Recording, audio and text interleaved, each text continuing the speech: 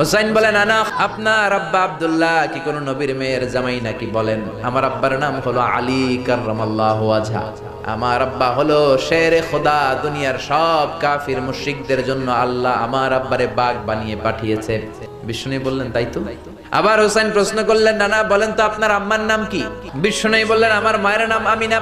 হুসাইন বলল, নানাজি জান্নাতে সর্বপ্রথম যেই মহিলাটা ঢুকবেন ওই মহিলাটা হলো আমার আম্মা জান ফাতিমা।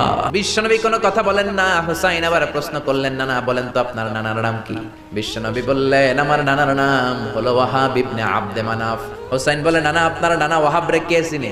আর আমার নানারে চিনে না এমন কোন মানুষ পৃথিবীতে নাই। এই হলো আমার নানা। এবার বলেন কে দামি? বিশ্বনবী আর ধৈর্য ধারণ করতে পারেন না, ধা ধা করে চোখের পানিগুলো ছেড়ে হোসেনকে বুকের মধ্যে জড়িয়ে ধরেন আর বলেন, হোসেন তুমি ঠিকই বলেছ, আসলে আমি নবীর চাইতে তোমার দাম আল্লাহর কাছে